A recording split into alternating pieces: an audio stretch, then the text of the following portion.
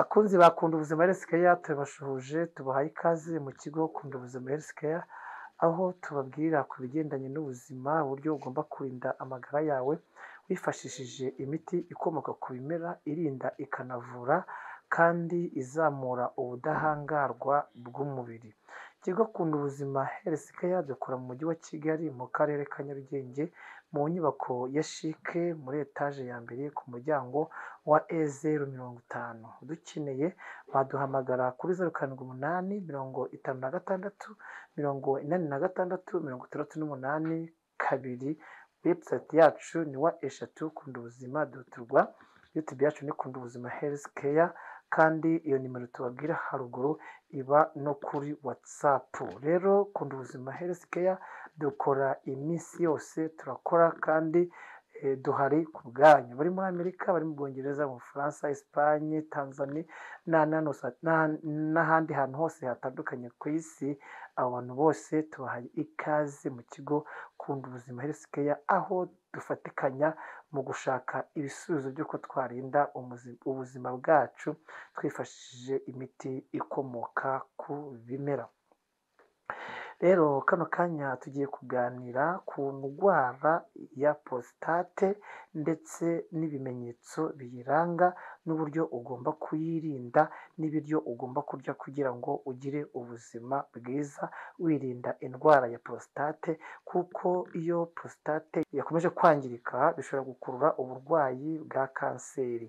Iyi nyama ya prostate igirwa n'abagabo gusa, naho abagore bagira nyababyeyi. Kandi iyi nyama ya prostate igira uruhare cyane mu kubungabunga intangangabo n'amasohoro kugira ngo umugabo agire ubuzima bwiza ndetse agire imyororokere myiza, ndavuga systeme de reproduction. Iyi systeme de reproduction iyo yagize ikibazo byanga byakunda prostate irabyimba, yarangiza kubyimba ikangiza imyanya y'ibanga, bityo bikaba byakuviramo n'urupfu. Prostate rero igomba kubungabungwa dukoresheje imiti ikomoka ku bimera, irinda ikanavura indwara ya prostate ku bagabo n'abasore bageze mu zabukuru, abagabo bageze mu zabukuru n'abasore bagikura, guhera ku myaka 35 kugeza ku myaka 90. Ni byiza ko ubungabunga iyi nyama ya prostate kugira ngo ugire ubuzima bwiza. Ese umuntu arwara prostate ate?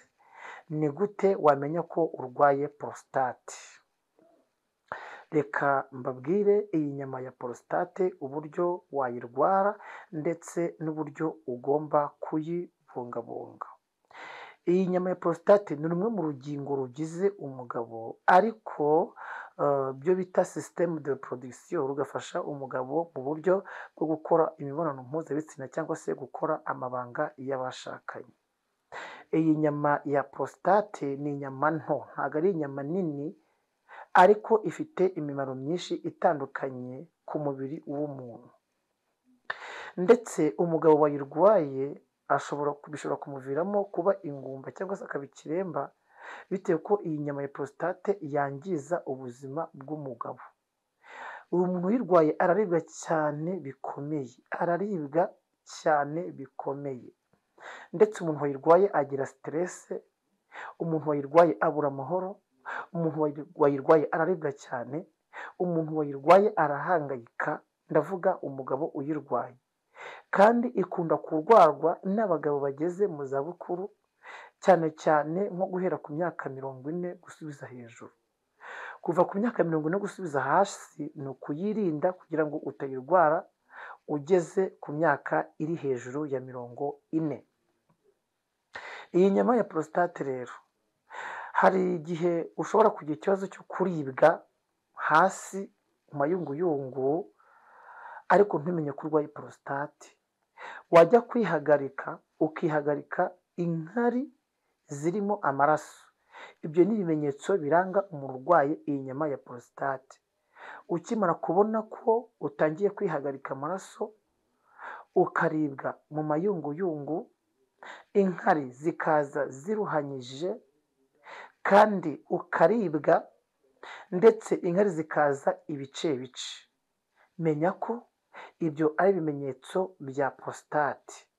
Wagana ivuriro rikwegereye cyangwa umuganga witwa umwirologiste akagufasha kugira ngo arebe ko utarwaye iyi nyama ya prostate.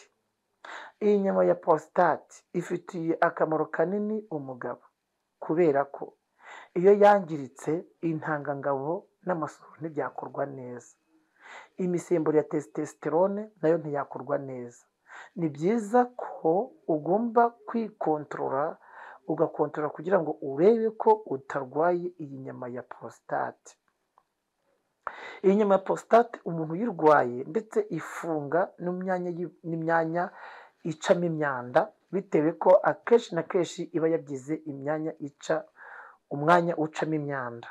Ni byiza ko ugomba kumenya ko urwaye prostate ukayivuza hakiri kare, kuko iyo prostate yabaye erariji byanga byakunda, icyo gihe ni ikibazo gikomeye cyangwa se ikaba inflame. Ni byiza ko ugomba kwegera umuganga ufite ububasha akagusuzuma, yakonfirma ko urwaye prostate, icyo gihe bagutangiza imiti kandi imiti ya prostate ihoraho. Ni byiza ko wayivuza hakiri kare cyangwa ukarya inyunganiramirire zikozwe mu bimera zirinda zikanavura, kugira ngo ugire ubuzima bwiza, zirinda zikanavura indwara zifata imyanya ya prostate. Ndakubwira ko umuntu arwaye prostate umusemburo wa gonadotropine uragabanyuka, imisemburo ya testosterone ikagabanyuka. Hari igihe imisemburo y'abagabo iba itaringaniye, iri negare. Ni byiza ko wajya kwa muganga akareka imisemburo yawe iringaniye. Kandi kubyara k'umugabo, nababwiye ko umugabo agira base, umugore akagira acide.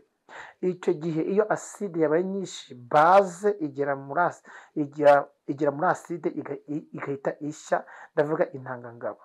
Ni byiza ko wakontorora ukareba ko prostate yawe itarwaye. Prostate yica abantu benshi ku isi, cyane cyane ndavuga igitsina gabo.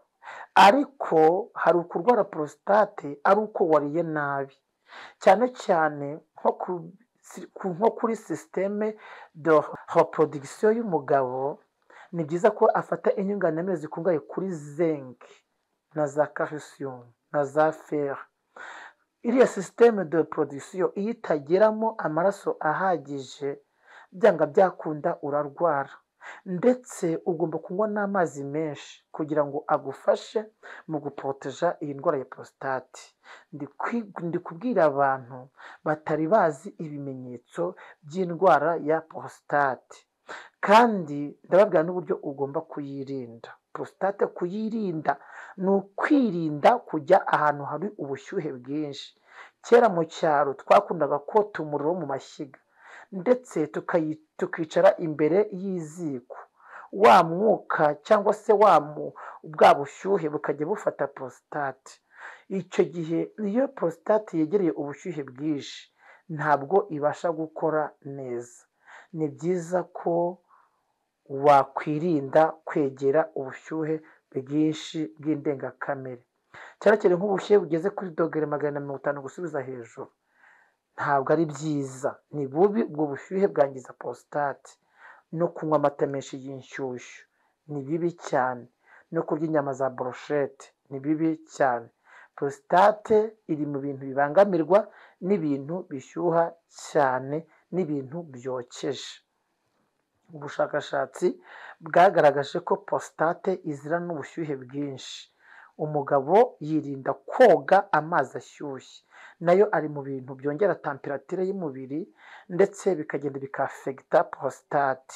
Umugabo ageneye koga amazi akonje, kuko amazi akonje atuma imisemburo ikora neza. Umugabo woga amazi ashyushye, imisemburo ye iba ijagaraye, ntabwo iba iri ku murongo, iba iri gukora nabi. Ni byiza ko ukoresha amazi akonje mu rwego rwo kugayidinga prostate n'imisemburo yawe. Ikindi, umuntu urwaye prostate yirinda kunywa inzoga nyinshi.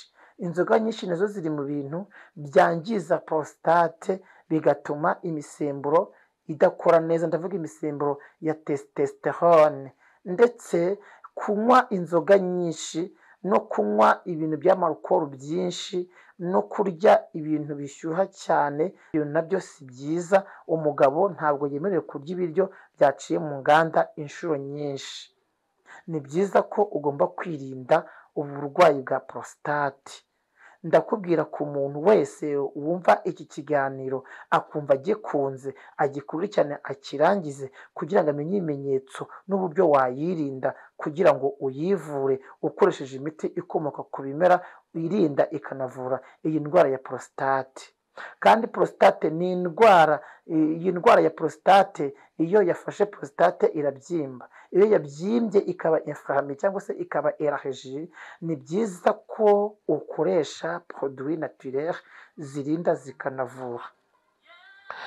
Ubushakashatsi bwagaragaje ko prostate iyo yagize ikibazo iteza akavuyo mu mubiri w'umuntu, kandi bagaragaza ko isaha n'isaha prostate atangiye kugira ikibazo ishobora kugutombokana, ngo ushobora kuba ufite byibuze prostate iri kuri 2 mu minota nka 30 ikaba igeze kuri 5. Prostate barayibaga bakayikuramo.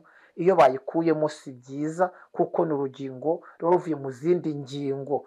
Proteja prostate kugira ngo urugingo rwawe rutava mu zindi ngingo, bityo ukagira anomali. Anomali ni inenge. Umugabo wavuye mu prostate aba afite inenge. Iyo urugingo rwavuye mu zindi ngingo, iyo aba ari inenge ugendana. Ni byiza ko uporoteja prostate ukazana usaza nta rugingo rwawe ruvuyemo. Hari inenge ziba ku maso bita anomali de la vision. Iyi anomali ya prostate ni mbi. Ni byiza ko iyi nenge wayirinda, ariko wayirinda ukoresha imiti ikomoka ku bimera irinda ikavura iyi ndwara ya prostate. Ni byiza wafata kafezi. Iyi kafezi ni nziza cyane mu guporoteja indwara ya prostate kugira ngo ugire ubuzima bwiza. Iyi kafezi dore iyi ngiyi umuntu wayikoresheje iragenda ikaribrifiya iyi nyama ya prostate. Ngiyi iyi niyo kafezi, irayiribrifiya ikayoza ikayitunganya, igatuma intangangabo n'amasohoro bikomera ku kigero gihagije, ndetse igatuma testikire, udusabo tw'intanga, udusabo tw'intanga nitwo dukora intangangabo n'amasohoro, les sperme et les spermatozoïdes, spams. Ndetse iyi kafezi irimo calcium fer zinc. Iyi calcium ikomeza amagufwa, kandi amagufwa niyo akora amaraso. Igihe ufite amaraso make, hari agace kitwa rimeri kari kuri systeme de reproduction. Iyo katabasha gufunguka ngo amaraso ageremo neza, byanga byakunda ugira ikibazo cyo kurangiza vuba mu gihe cyo gutera akabariro. Umugabo urwaye prostate ntabwo abasha gutera akabariro kuko iba yarabyimbye, ntabwo iba iri normal. Ni byiza ko ukoresha izi nyunganiramirire zikozwe mu bimera, zirinda kandi zikavura indwara ya prostate. Iyi zinc, umugabo ugeze ku myaka 35 gusubiza hejuru akeneye zinc byibuze miligarama 4000 ku munsi. Mu gihe wumva ko izo miligarama utazigezaho, wakwihutira kwegera umuganga ubifitiye ububasha akagusuzuma akareba ko prostate yawe idafite ikibazo. Ndatinda kuri prostate. Hari igihe abagabo bagira ikibazo cyo kurangiza vuba, ejaculation prématurée, batazi ko barwaye prostate yabaye inflammée. Ni byiza ko ugomba gucunga ko intanga zawe zigenda ku muvuduko uhagije. Ni byiza ko udafite symptome z'ibimenyetso by'uko urwaye prostate. Ikindi, umurwayi prostate ababura vitamine B7. Vitamine B7 iboneka muri karoti, ariko ntabwo ari karoti zipfuye kuboneka zose. Dufite produit zirimo iyo vitamine B7 ihagije, cyane cyane nko kuba ufite multivitamine na citrulline. Izi multivitamine, citrulline na kafezi zirimo vitamine B7 ihagije, ndetse iyi kafezi irimo fer.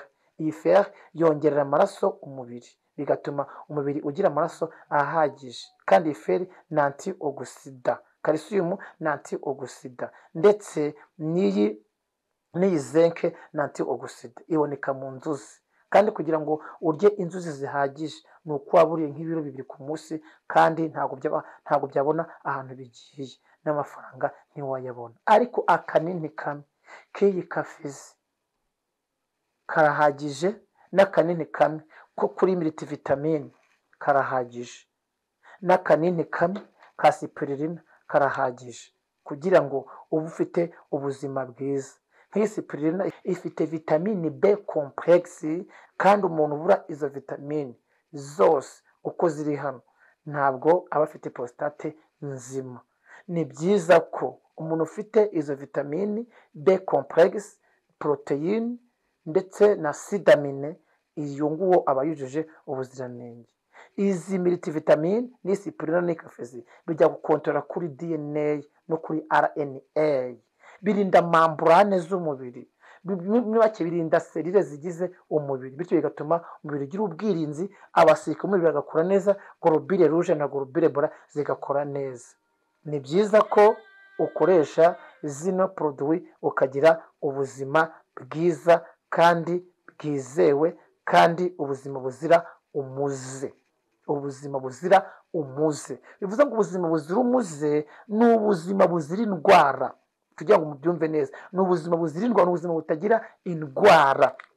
Yego nta muntu ubaho atagira indwara, ariko byibuze nka 75% uba uri muzima. Tekereza kugira ngo ugire ubuzima buri kuri 20%, uba uri mu marembera yo kugira yo kuba wagera mu marembera yo kuba wapfa. Ariko prostate irica. Ni byiza ko tuyirinda dukoresheje imiti ikomoka ku bimera, irinda ikavura indwara ya prostate. Ibimenyetso biranga umurwayi prostate reka njye mbise mu byumve.